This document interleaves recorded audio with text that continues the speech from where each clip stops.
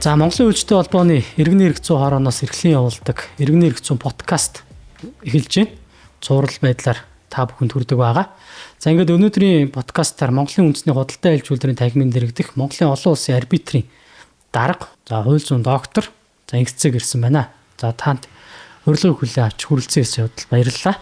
За өнөөдрийн сэдэв бол арбитрийн тухай, арбитрийн ач холбогдол, онцлогийн талаар ярилцах болно. Тэгээ юуны түрүүнд танд баяр хүргэе. За арбитрийн өнөөдрийн хөгжлийн энэ цаг мөчид эрдмийн ажлын амжилтаа хамгаалж Монгол улсад арбитрийн хөгжлийг тодорхойлоход цаашдын хөгжил хувь нэмрээ оруулах ийм эрдмийн ажлыг хамгаалсан гэж бол бид ойлгож байгаа. За тэгэхээр юуны өмнө энэ ажилтай холбоотойгоор ярианыхаа эхлэг цэгийг бол тавья гэж бодож байна. Тэгэхээр арбитрийн ач холбогдол нэгт хоёрт таны эрдмийн ажлыг хамгаалсан гол санаа, хийлгэсэн санаа, хамгаалгасан санаа. За цаашид юу н арбитрийг та бас ямар байгаасаа гэж бол олж харсан бай тээ. Энэ талаас ярианыхаа эхлэг цэг болгоод эхлэе та. За тэгээ юуны өмнө бас над баяр хүргэсэн явдалд талархлаа.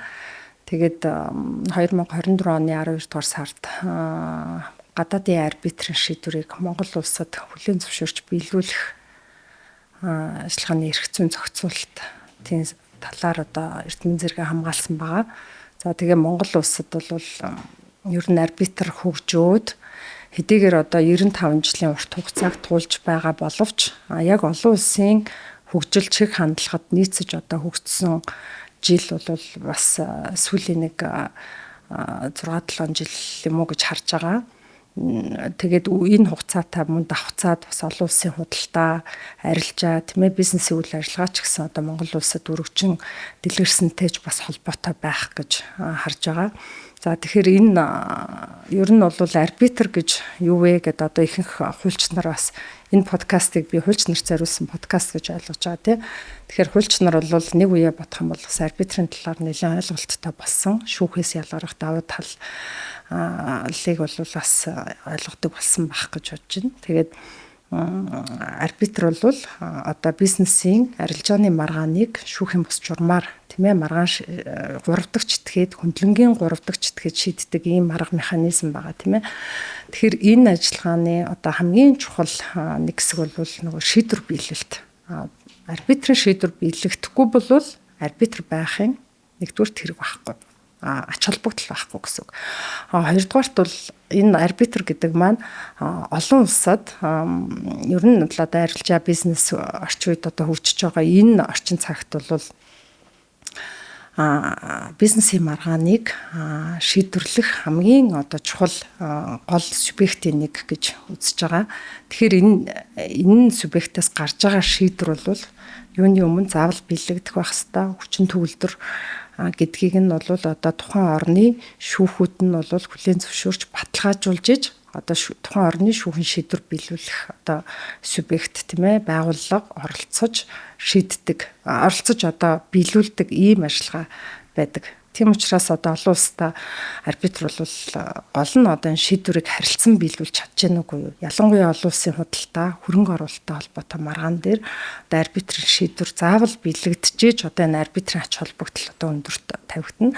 Тэгэхээр миний эрдмийн ажлын одоо гол ач холбогдол бол Монгол улсад энэ одоо арбитрийн шийдвэр яаж биелэгдэж байна? Шүүхийн практик ямар байна? Одоо шүүхийн арбитрийн ажиллагаанд оролцооны нэг чухал одоо тал бол шийдвэр биелэхэд оролцож байгаа гэж би түрүүн хэлсэн тийм ээ. Тэгэхээр Монгол улсад энэ гадаадын арбитрийн шийдвэр яаж биелэгдэж байна? Цаашдаа одоо эрх зүйн зохицуулалтаа хэрхэн боловсронгуй болох хэрэгтэй вэ, шаардлагатай вэ гэдэг дээр би одоо анализ хийж одоо эрдмийн ажлаа хамгаалсан байгаа. Ер нь бол Монгол улс дэлхийн 172 улс одоо нэгдэн орсон Нью-Йоркийн конвенц гэж байдаг. Энэ конвенцийн нэр бол гадаадын арбитрийн шийдвэрийг хүлээн зөвшөөрч биелүүлэх одоо Нью-Йоркийн конвенц.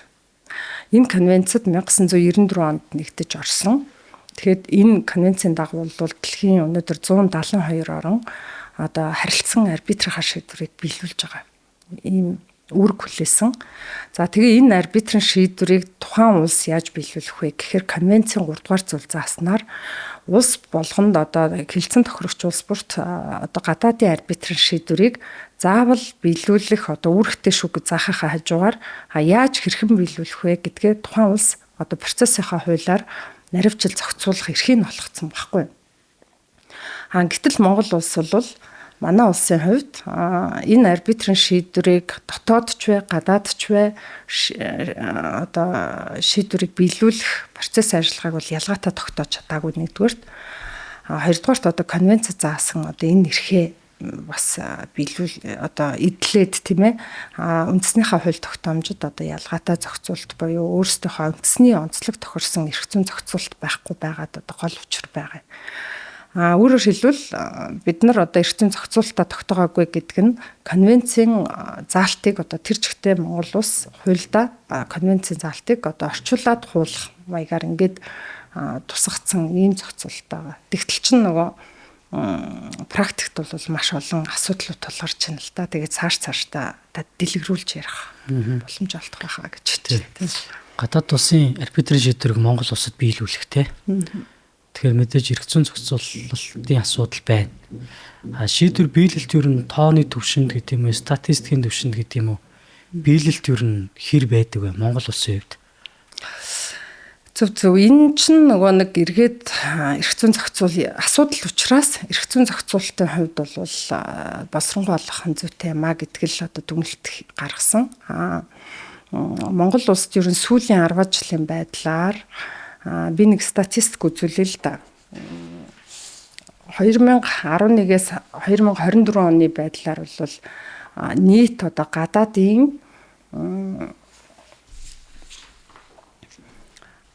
гадаад улсын арбитрийн 96 шийдвэр Монгол улсад одоо биелүүлэхээр хүсэлт гаргасан байна. Сонирхогчд гэдээс тэгээ энэ 33 шийдвэрийг нь биелүүлээд 41 шийдвэрийг нь одоо хууль заасан үндслээр гүйцэтгэх ажиллагаанаас хассан. Энэ гүйцэтгэх ажиллагаанаас хассан 41 шийдвэр бол ямар үндслээр хасагдсан бэ гэхээр төлбөр авагчид буцаасан. За хэргийг шүүгчийн захирамжийг хэрэгсэхгүй болгосон, эсвэл хүчингүй болсон. Хариаллын дагуу одоо шилжүүлсэн, эсвэл шийдвэр биелүүлэхээс түтгэлзүүлсэн гэсэн энэ үндслээр одоо энэ 41 шийдвэрийг бол гүйцэтгэх ажиллагаанаас хассан байна. Өөрөөр хэлбэл 96 шийдвэрийн бараг тэн хагас нь одоо хагас хувь нь тийм ээ бэлэгдэхгүй ингэж орхигдож гин гэдэг чинь өөрөө асуудал шүү дээ тий.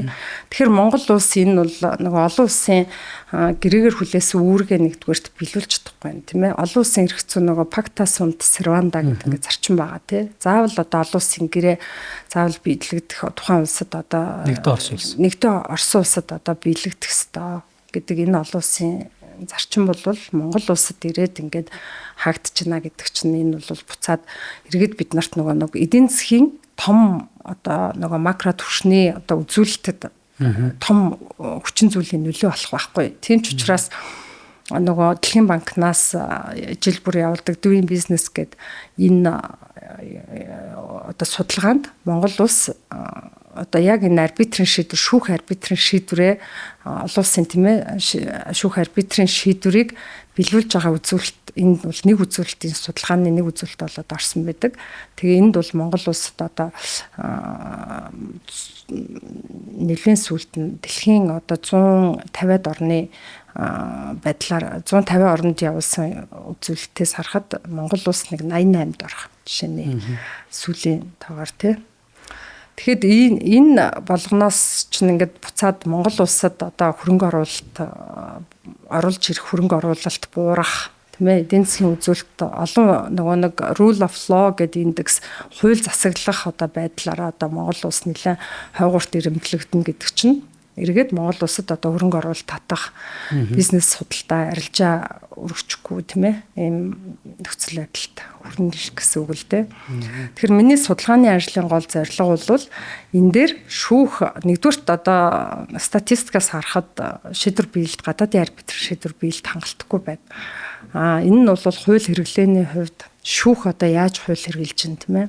одоо холбогдох эрх зүйн зохицуулалтыг одоо үндэслэж гадаадын арбитрийн шийдвэрийг биелүүлэх ажиллагаанд бол одоо шүүх янз бүрийн одоо эрх зүйн баримт бичгийг одоо үндэслэж, зарим нь одоо үндэслэлгүйгээр дур зоргоороо авирлж байгаа одоо шүүгч нар ч яг үнэгчлэхэд байна. Хоёрдугаарт бол хууль хэрэглээний асуудлаас гадна энэ нөгөө конвенцийг нутагшуулан хэрэглэх тал дээр бид нар бол их хүчээр дутагдaltaй ажиллаж байна. Арбитр болон шүүхтэй арбитр гэхээсээ илүү шүүхийн оролцоо байгаа учраас. За гуравт нь бол нөгөө эрх зүйн зохицуулалт өөрөө юу вэ? Тутамг байна. Энийг бол мөн арбитрийн тухай хуулийн 49-р зүйл заасан нөгөө арбитрийн шийдвэрийг биелүүлэхээс татгалзах тодорхой үндэслэлүүд байгаа аахгүй. Яг одоо тухайлбал одоо 49-р зүйлд одоо оролцогч аль нэгэн талын одоо эрх зүйн чадамжгүй байхад одоо шүүх арбитр шийдвэр гаргацсан байт юм уу? Эсвэл тайлбар гаргах, нотлох баримт бүрдүүлэх гаргаж өгөх боломжоор хангаагүй байдаг юм уу, тийм ээ? Хилцээр заагаагүй асуудлаар шийдвэр гаргасан. Эсвэл одоо хилцээр хүчин төвлөрдөр бус гэх мэт одоо энэ яг тодорхой заасан эсвэл арбитрийн харьяалалгүй маргааныг авч шийдвэрлсэн ч гэдэг юм уу, тийм ээ. Мөн одоо тухайн улсын нийтийн ашиг сонирхол буюу public policy, public order гэдэг одоо олон улстай ингээд хэлээ заншсан нэр томьёо байна. Тухайн улсын одоо нийтлэг ашиг сонирхолд харшилсан шийдвэр гаргасан тухайн арбитр. Ийм тодорхой үндэслэлүүд одоо яг тохирсон одоо ийм тодорхой үндэслэлүүд арбитрийн тухай хуулийн 49-р зүйлд заасан атал шүүх үнийг баяжуулаад хэрэгэлцсэн. Одоо жишээлбэл эрх зүйн чадамжгүй этгээд гэдгийг одоо яаж одоо ойлгоход зүгээр л одоо дур зоргоороо ятсан ч гэдэм үү, ташгил үндэслээд шийдвэр гаргацсан ч юм уу, аль эсвэл одоо арбитрийн бас нэг онцлог бол нөгөө шүүхтэр бол юг нэхэмжлийг гардуулснаар шүүхийн одоо шүүхт одоо маргаан хянан шийдвэрлэх ажиллагаа эхэлдэг бол арбитрт бол сүүлд тодорхой байсан аль биесны хаягаар хүргүүлснээр одоо арбитрийн ажиллагаа эхэлдэг. Ийм онцлогийг одоо мэдхгүйгээр жишээлбэл талуудыг одоо арбитрийн ажиллагаанд оролцох боломжоор хангаагүй байна. Нотлох баримт гаргах боломжоор хангаагүй ч юм. Энийг ингээ баяжуулаад хэрэгэлсэн юм олон тохиолдлууд байгаад байгаа байхгүй. Тэгэхээр үүнийг бол энэ арбитрийн тухай хуулийн 49-р зүйлийг баяжуулж хэрэглэхгүйгээр тухайн шүүгчийн одоо зөвхөн үзмжээр энийг одоо тайлбарлаж үндэслэж хэрэглэхгүйгээр нэг одоо улсын дэд шүүх тогтоол гаргаж тайлбарлах нь зүйтэй юм а гэдэг бас нэг одоо миний эрдэмийн ажлын нэг юу байгаа одоо ач холбогдол байгаа. Тэгээд тогтоолын төсөл холбогдох хуулийн төслүүдийг нь одоо бас боловсруулад хууль зүйн дотоод хэргийн яам, хууль тогтоогч нар улсын дэд шүүх рүү бас хүргүүлсэн байгаа. Саналаа. Одоо ингээд саяны ярианаас бол нөгөө шүүх арбитр хоёр нэг хуулийн нэг залтыг өөрөөр ойлгуулж хэрэгэлдэг юм шиг харагдаж байна л да. Тэгэхээр одоо нөгөө арбитрч бай, шүүгч бай, чи эцсийн мөч шудрагсыг тогтоох, хууль хэрэглээг нэг мөр болгох үйлчлүүлэгчийг сэтгэл ханамж буюу одоо мэдээж хууль зүйн дагуу үйлдэлээс итгэдэг эрх ашиг хамгаалах, сэргээх энэ үйл ажиллагааг аль нэрхлэн явуулж байгаа. Тэгээ одоогийн байгаа хуулиар бол арбитрийг шүүх шийдвэрийг нь хянаж байгаа тийм ээ. Тэгэхээр тэрэн дээр л зөрүү нэг талаасаа гараад ах шиг байна хууль хэрэглээний хувьд. Тэгэхээр одоо юу гэдэг шүүхтэйгээ арбитр маань уулзах, хамтран ажиллах, санамж бичиг гэхээс илүүтэй нөгөө агуулгын хувьд уулзаж нэгдмэл нэг ойлголттой болох за магадгүй сургалтаар ч юм уу, уулзалтаар ч юм уу те өглөөний цайгаар ч гэдэг юм уу. Одоо сүүлийн үед бол янз янзын хэлбэр бол байж болж байна л да. Заавал аль биесний гэхээс илүүтэй албан бусаарч бас бид нар эцсийн мөчтэй чи ажил хэрэгч зүйл зорилго нэг учраас тийм ажил ер нь хийгдэжсэн болоо хийгдэх ёстой болоо энэ тал дээр таны бодол зөв тий арбитр болоо шүүхийн оролцоо байна гэдэг бол бидний ажилд бол айгүй нэг талаас их тустай ач холбогдолтой нөгөө талаасаа арбитраас маргаан хянан шийдвэрлэнэ гэдэг чинь шүүхийн ачааллыг бууруулж байгаа одоо юм харилцан одоо бие биендээ бас тусдаа л үйл хэрэг бүтээж гин гэж бодож байгаа тийм нийгэмд одоо шударгаасыг тогтоох иргэдийн бизнес эрхлэгчдийн зөрчигдсөн эрхийг одоо хамгаалах тийм энэ тал дээр бол нэгдмэл зорилготой юм хоёр субъект гэж харж байгаа. Тэгэхээр бид хэд бас манай арбитрийн зүгээс одоо энэ яг арбитрийн ажиллагаанд шүүхийн оролцоо орж байгаа энэ одоо тал дээр одоо бас харилцан ойлголцох зүйтэй юм болов уу? За ер нь бол нөгөө нэг бас албаарч хийж байгаа юм бас биш байх л да. Энэ чинь нөгөө нэг арбитрийн талаар ойлголт бас шин тутамдаа одоо л бас хөгжиж нэлээд одоо танил болж байна. Тэгээ шүүгч нар маань ч гэсэн бас ингээд яг хууль хэрэглээ тал дээр нэгдмэл нэг ойлголтгүй энэ талаар одоо бас сургаалт хилцүүлэг харилцан ойлголцох одоо энэ арга хэмжээнд бас нийтлэг биш тогтмол биш учраас одоо ингээд ийм асуудлууд практикт гарч байгаа ах гэж харж байгаа. Тэгэхээр арбитрийн зүгээс бас цаашдаа шүүхтэйгээ илүү ойлголцох, хамтарч хилцүүлэг хийх, чөлөөт байдлаар ярилцах, тэ ойлголцох нь илүү чухал асуудал юм уу гэж харж байгаа. Тэгээ ер нь бол шүүхийн зүгээс бас арбитрийн ажиллагаанд хэд хэдэн ажиллагаанд бол оролцдог. Нотлох баримт гаргуулах, түр арга хэмжээ буюу одоо шийдвэрийн бэлтгийг нөгөө баталгаажуулах арга хэмжээнд дээр ордог. Тэгээд арбитрийн шийдвэрийг бас хүчингү яг хууль заасан үндэслэлээр арбитрийн тухай хуулийн 47 дугаар зүйл заасан үндэслэлээр одоо хүчингү болгох тийм ээ энэ заалт маань бас нөгөө 49-тэйгээ яг адилхан үндэслэлүүд байдаг.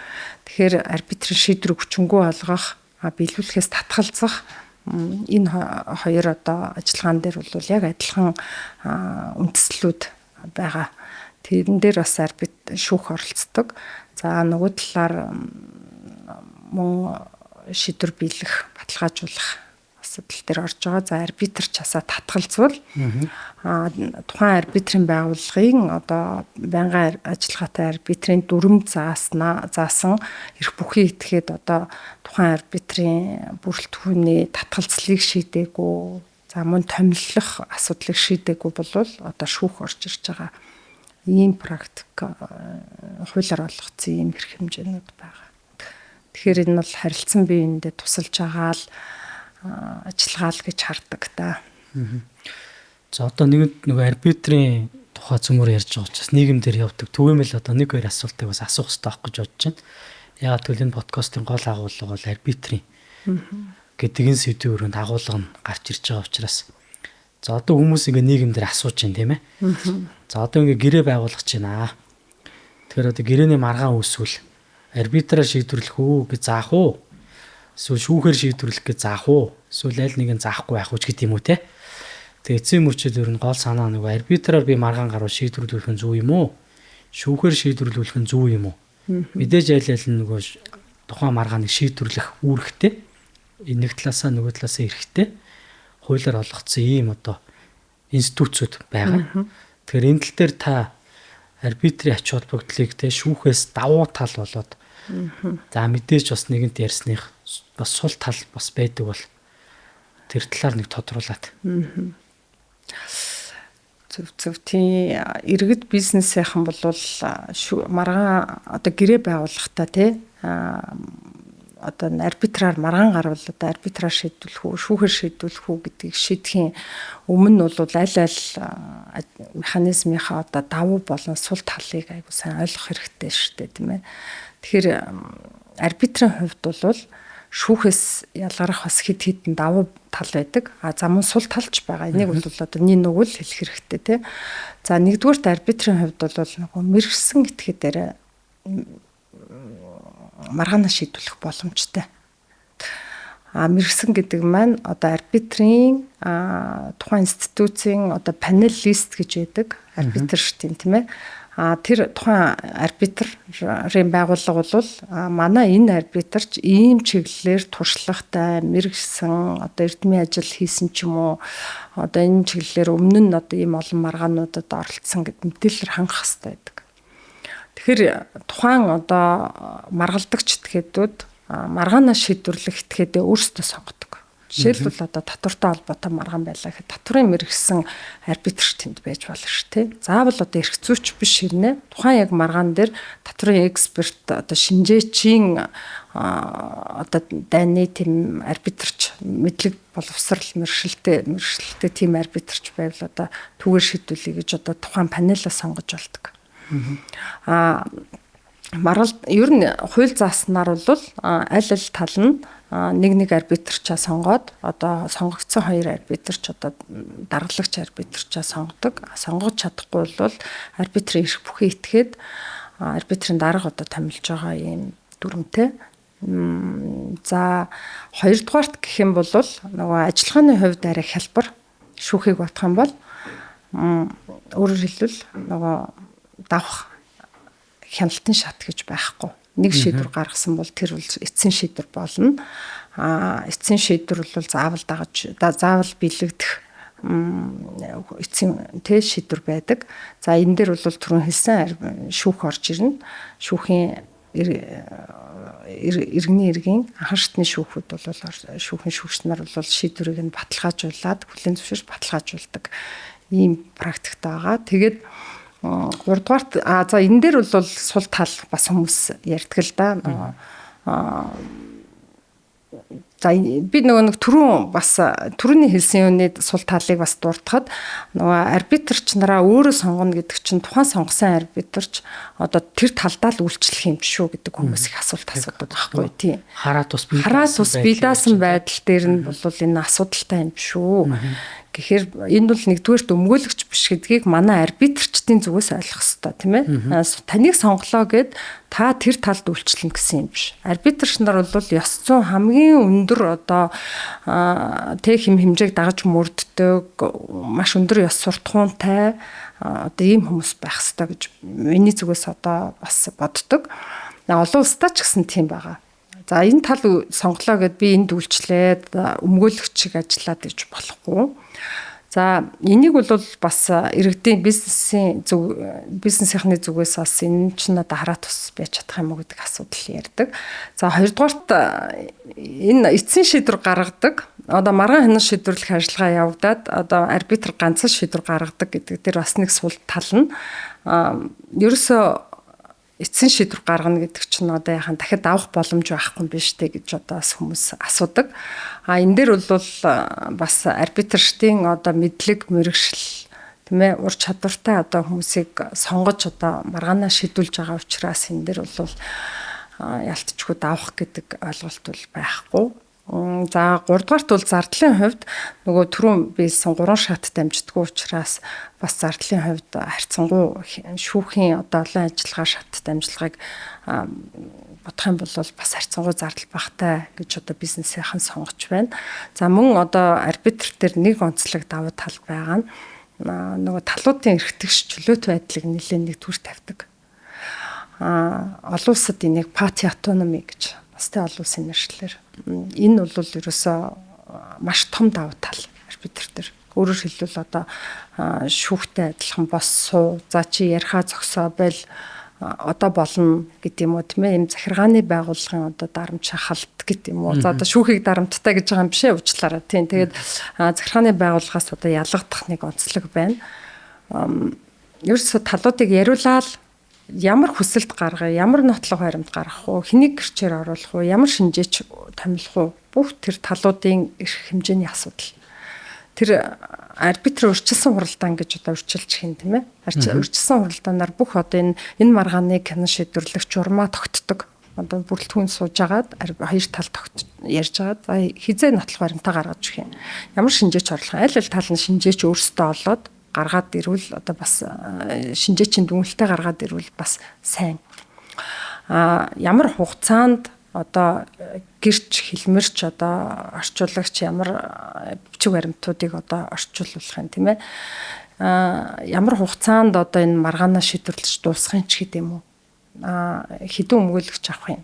За ямар одоо тийм ээ улсын хуулийг хэрэглэх гэдэг хүртэл тийм үү эрх зүйн хэмжээг хэрэглэх гэдэг хүртэл бол тухайн хоёр талын одоо эрх хэмжээний асуудал гэдэг байхгүй. Тэгэхээр ингээд арбитрийн бүрэлдэхүүн сонсоод л одоо олон улсад яагаад тэр арбитрийн хуралдаан явагддаг өрөөг одоо hearing room буюу сонсох өрөө гэж нэрлэдэг байхгүй. Тэр бол учиртай. Яагаад гэвэл одоо тэр сонсоод л байна. арбитрийн бүрэлдэхүүн бол тий сонсож байгаа л тэгэл эцсийн шийдвэрийг л гаргадаг бүрэлдэхүүн гэж байна. Тэгэхээр талууд бол альва нэгэн дүрм журм юунд баригдахгүйгээр чөлөөтэй одоо ингээд маргаан шийдвэрлэх субъектээ сонгож чинь тийм үү хэрэг хяналт шийдвэрлэх одоо хэлэхэд баримтлах одоо эргэцэн хэм хэмжээгээ сонгож чинь хуулиа сонгож чинь хилээ сонгож чинь өөрсдөө тэгээд нотлох баримтраа чөлөөтэй гаргаж өгдөг ийм одоо чөлөөтэй нэг талдаа талуудын эрхийг маш хамгийн өндөр дэд хэмжээнд одоо хамгаалсан ийм либерал механизм гэж ойлгож болно. Тий. За тэгээд түрүүн бас хэлсэн нөгөө дэлхийн 172 оронд шийдвэр нүчин төгөлтөр болдог. Ялангуяа олон улсын худалдаа хөрөнгө оруулалтын маргаан дээр энэ бол маш ач холбогдолтой гэж харж байна. Шийдвэрээ одоо Англи улсын иргэнтэй худалдаа хийлээ гэхэд маргаана Монголын олон улсын арбитраж шийдвэрлэнэ. Английн хуулийг ба шийдвэрлэлээ.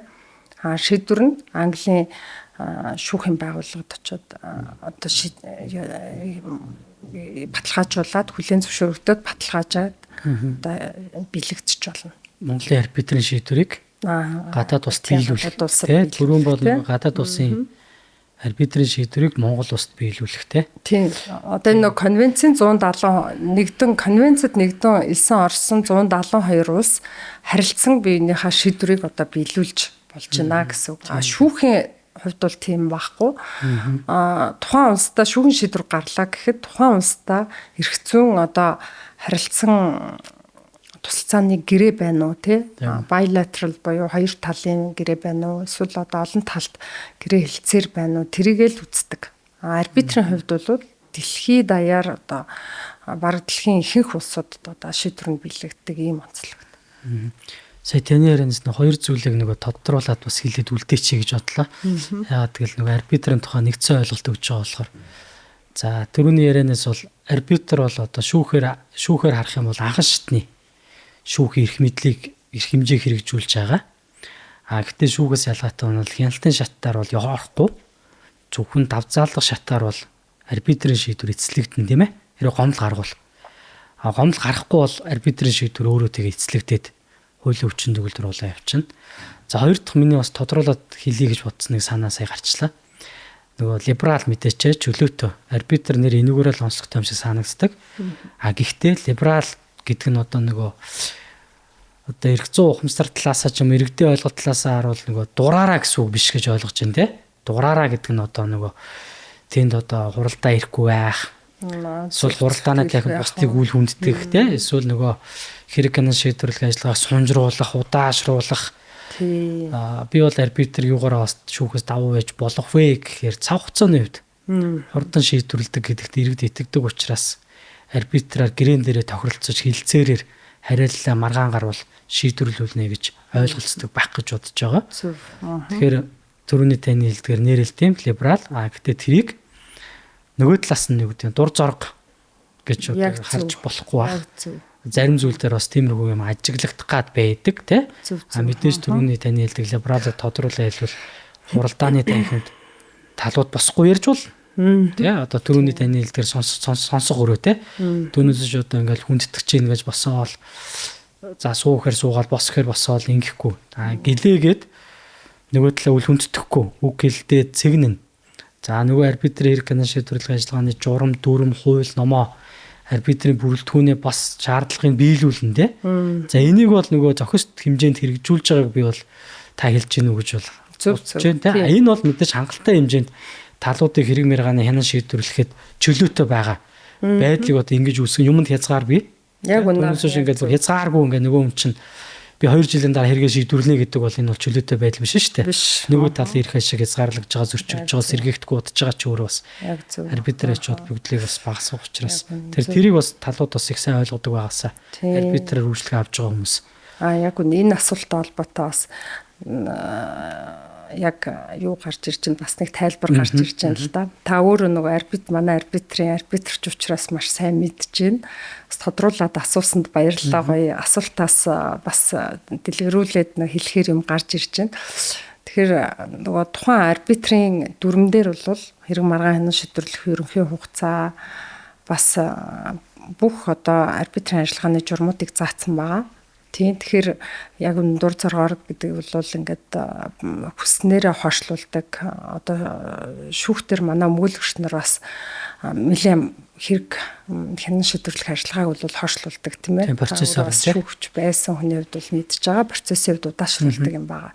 Арбитрийн ажиллагааны хувьд бол уул нь ингэх боломж байхгүй. Арбитрийн олон улсын арбитрийн туршлага одоо энэ арбитрийн ажиллагаанаас харахад ч гэсэн тийм ээ. Арбитр талууд гэж дандаа явж байгаа. Арбитрийн ажиллагааны талууд одоо нөгөө шүүхтэр зохиогчд болон өмгөөлөгчд гэдэг бол арбитр дээр талууд гэж явчихна. Талуудтай тухайн тал итгэмжлэгдсэн төлөөлөгчөөр өөрийгөө төлөөлүүлнэ үү эсвэл өмгөөлөгчөөр өмгөөлөгч оролцуулж болно л та. Гэхдээ энэ бол талуудын нөгөө анх түрүү миний хэлдэг нөгөө арбитрийн ажиллагааны урьдчилсан хуралдаан дээр тийм ээ бүх талуудын байр суурь, талуудын шийдвэр гэдээ явж байгаа учраас шиг одоо болгоод одоо цагийн хуваараа тайм тейбл гаргачих чинь гэсэн үг шүү дээ өөрөөр хэлбэл тийм ээ. За хэдний дотор одоо яа шүү. Тэр хугацаанд л одоо нотлох баримтаа гаргаж өгнө. Шүүхтэр байдаг шүү өмгөөлөгч одоо процессын ажиллагааг удаашруулад өмгөөлөгч хэрэгтэйгээ танилцаагүй өдр гэдэг үндслийг бол аль болохоор манай арбитрийн бүрэлдэхүүн бол авч хилцэхгүйгээр яг анх нөгөө урьдчилсан хуралдаан дээр гаргасан одоо тэр цагийн хуваараар тийм үү одоо тийм ээ тийм арбитрийн ажиллагаагаа явуулчвал одоо энэ бол нөгөө олон улсын арбитрийн ажиллагааны шуурхай байдлын одоо онцлог байхгүй. Тийм тэгэхээр манай өмгөөлөгч нар ч гэсэн одоо энэ хуульчдад зориулсан подкаст учраас би бас хуульч нартаа зориулж нэг бүр зориуд хэлье гэж бодож байна. Арбитрийн ажиллагаанд өмгөөлөгч болвол талуудын одоо эцсийн шийдвэр байр суурьндор л явах болохоос биш өмгөөлөгчийн шийдвэрээр ингээ хурал хойшлогдоод идэг юм байхгүй шүү гэдгийг бол бүр зориуд онцлон тэмдэглэмээр байна. За тэгээ бас нэг давуу талын хувьд бол арбитрийн ажиллагааны нууц ажиллагаа бол нууц хаалттай явагддаг. Шүүхээс ялгаатай шүүхтэр бол хаалттайгаас бусад хурал бол нээлттэй явагддаг шиг арбитр дээр бол нээлттэй гэж талууд тохироогүй бол хаалттай явагддаг. Энд дээр бол нөгөө талуудын эрх хэмжээ гэдэг бол ер нь арбитрийн ажиллагаан дээр маш одоо ер нь ач холбогдолтой. Арбитрийн талаар ерөнхийдөө бас онцлог ач холбогдол давуу сул тал те. Тэгээ яг нийгэмдэр шүүмжинч байна, бас магтааланч байна. Тэгээ нэг ялангуяа хуульчд бас энэ дотроо бол хоорондоо яриад бас арбитрийн давуу талыг сүүлийн үед ухамсарлаа, таны мэдээд гэрээ хэлцээр хийж байгаа бас бизнесийн байгууллагууд ихээр арбитраар үйлчлүүлээрээ те. Ингээ зөвлөж байгааг бол би бас сонсоод л нүдээр хараад л явж байгаа л та. За та одоо ингээд арбитр буюу Монголын үндэсний худалдаа аж үйлдвэрийн тагмын дээр гэдэг олон улсын арбитрийг тэргүүлж байгаа. Тэгээ хүний хувьд яг одоо энэ арбитрийн байгууллагт нөөрэ одоо зайлшгүй хийх шаардлагатай. Одоо ажил их юм уу? Ойр үед хүлээгдэж байгаа зайлшгүй ийм зүйл. Тэгээ энэ мэдээж арбитрийн хөгжилд нэмэртэй гэдэг утгаар л төлөвлөж байгаа бах. Тэгээ тийм зүйлүүд байвал бас тэр талаас нь та юу гэж олж харж байгаа вэ те? Тэг янз янзын бас шүүмж магтаал явж байгаа. Тэг энийг илүү сайжруулах талаас.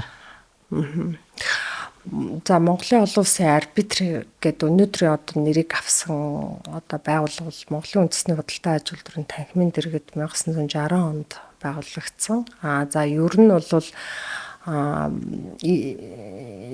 анх арбитрийн байгууллага 1930 онд сайд нарын зөвлөлийн шийдвэрээр арбитрийн шүүх гэж байгуулагдсан. Энэ зорилго бол нөгөө шүүхийн ачааллыг бууруулах зорилгоор улсын одоо үйлдвэрийн газар, аж ахуйн тооцоотой үйлдвэрийн газар тийм ээ. Энэ байгууллагуудын одоо хоорондын маргааныг шийдвэрлэе одоо одоогийнхоор бол бизнесийн маргааныг л одоо шийдвэрлэе гэдэг бас үндсэн зорилготой нийцэж одоо бас анх байгуулагдж ирсэн. Тэгээд 1940 онд бас арбитрийн шүүх гэдэг бас яг институцийн одоо хэлбэрт орж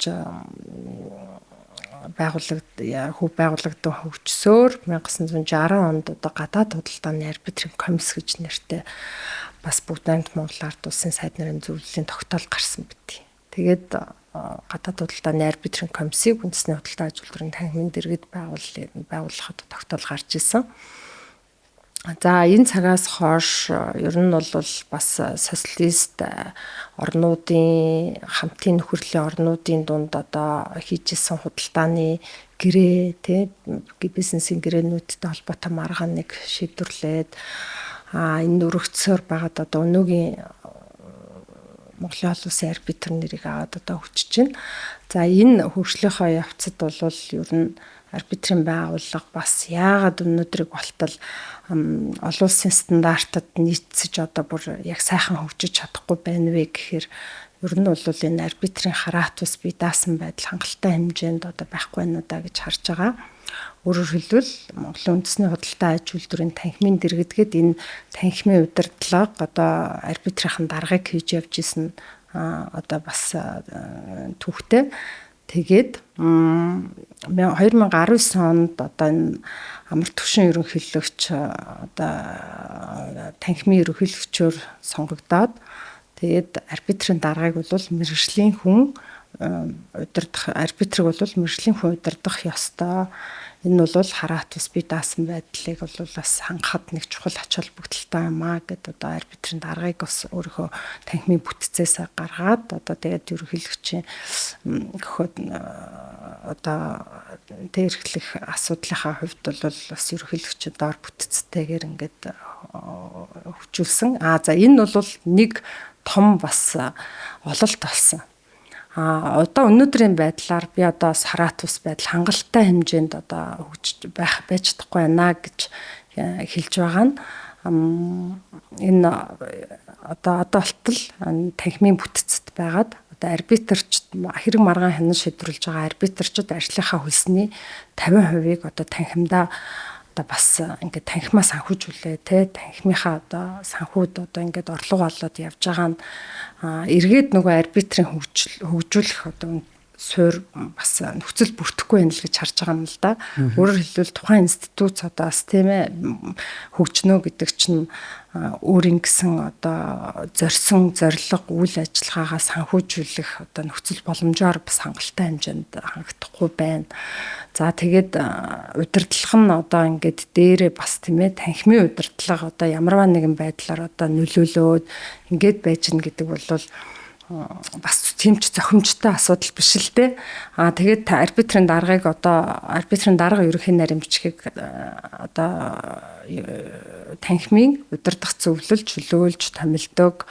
Мөн арбитрштыг одоо бас чөлөөж томилдог. Зардал тооцох журам одоо зардлыг тогтоодог тийм ээ. Ийм байдалтай байх юм бол цаашдаа бол Монголын арбитр бол дэлхийн нийтийн хөгжилд бас хөл нийлүүлж алхна гэдэг бол боломжгүй.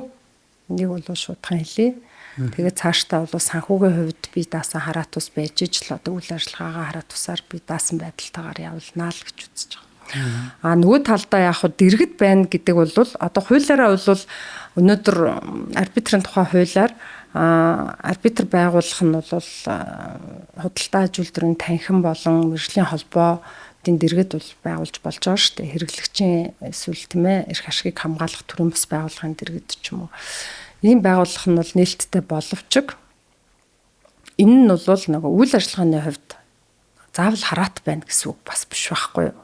Энэ бол өнөөдөр Монголын олон улсын арбитр хуулийн этгээд эрэхтэй баймаар байна.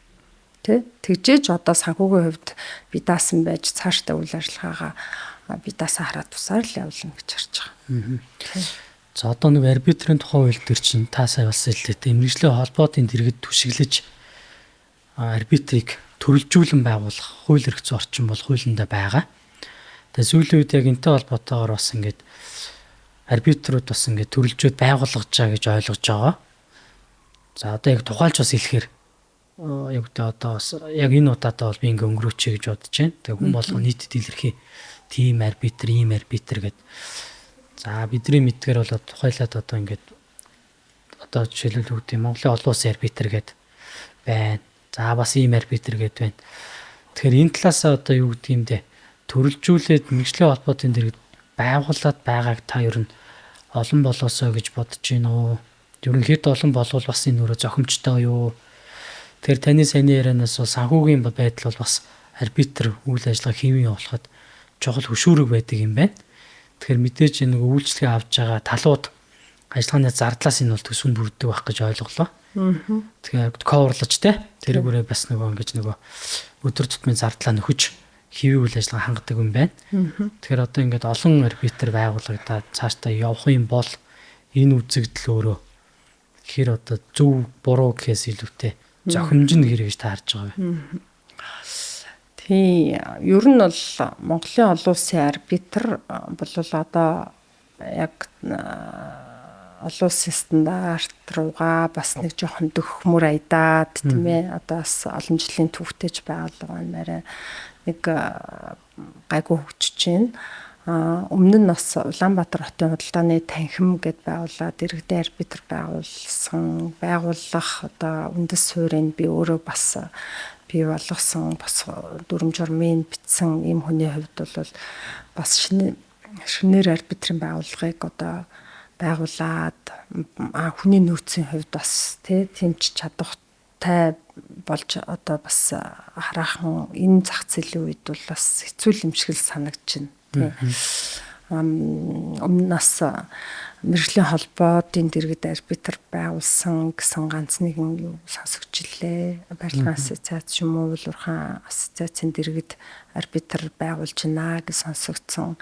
За мөн спортын арбитр байгуулсан. Олимпийн орооны дэргэд лөө спортын арбитр Тэгээ ер нь бол хүний нөөцийнхөө хувьд ч гэсэн арбитрчдын бас арбитрийн талаарх мэдлэг одоо мэргэжлийн хувьд тийм ээ одоо бас яг цаг нь биш юм уу гэж харж байгаа. Ер нь бол цаашдаа одоо энэ мэргэжлийн холбооны эрх зүйн байдлын хууль батлагдсан. За танхимууд бас салбарлаад одоо хөгжиж байгаа одоо энэ бодлогын баримт бичгүүд нь батлагдах га түлэгдэж байгаа гэж ойлгож байгаа. За энэ бас хуулиуд нь холбогдох хууль дүрмүүд нь батлагдчих юм бол бас боломжгүй юм байхгүй. Өөрөөр хэлбэл одоо мэргэжлийн холбоо төгжөөд ирэхээр дэргэдээ тухайн мэргэжлэр нь одоо дагнсан арбитрууд одоо хөгжих бас боломжтой. Тэрийг бол бас гэхдээ Монголын нөхцөлд бол бас цаг хугацаа хэрэгтэй л гэж харж байна. Хөгжлийн хувьд тийм. За одоо ингээд ерөнхийдөө бол ярианы буюу өнөөдрийн одоо подкастын агуулга бол ерөнхийдөө миний хувьд бол гарчлаа гэж бол үзэж байна. Тэгээд яриаг үлдээсэн зүйл тодруулж хэлэх, илүү дэлгэрүүлж тайлбарлах, эсвэл сануулж хэлэх ийм зүйлээ үл. Тийм за арбитрийн одоо гол бас хэрэглэгч гэдэг чинь одоо бизнес ахналгаа шүү дээ тийм ээ. За тэгээ арбитрийн ажиллагааг бас зөв зохистой явуулахад бол хуульч нар маань бас нэлээд чухал үүрэг гүйцэтгэнэ. Тэгэхээр бизнесийнхандаа хандаж хэлэхэд одоо арбитрийн давуу талыг бас судлаад аль болохоор бизнес чинь цаг хугацаа, зардал гэдэг бол юу юунаас илүү чухал. Цаг хугацаанаас болж одоо хөрөнгө нөгөөдөх тийм ээ. Бизнес одоо утгаа алдах, итгэлцэлгүй болох гэх мэт одоо энэ асуудлууд бий болдог учраас манай бизнесийнхэн бол арбитрийнхаа давуу талыг ойлгоод одоо гэрээ байгуулахдаа гол нь арбитрийнхаа загвар заалт буюу одоо энэ гэрээтэй холбоотой маргаан үнсвэл арбитраар маргаанаа шийдвэрлүүлнэ гэдэг заалт оруулж иж одоо арбитрийн харьяаллын маргаан бас болдог онцлогтой шүү гэдгийг гэрээгээ тохиолдсон. Гэрээндээ тохирохтой. Тийм гэрээндээ одоо гол нь арбитраар шийдвэрлэнэ гэдэг тохиролцоогоо хийж иж л одоо арбитр дээр маргаан ирнэ шүү гэдгийг бол хэлмээр байна. За хоёрдугаарт хуульч нартай хандаж хэлэхэд одоо арбитрийн маргаанд бас маргааны кино шийдвэрлэх ажиллагаанд л манай хуульч нар сүүлийн үед бас оролцох нэлээд сонирхолтой болсон. Арбитрийн чиглэлээр одоо мэрэгших бас сонирхолтой хуульч нар нэлээд нэмэгдэж байна. Тэгэхээр хуульч нар маань одоо илүү энэ ажиллагаанд оролцоод идэвхтэй оролцвол иргэдтэй хэрэгтэй, хэрэглэгчтэй хэрэгтэй.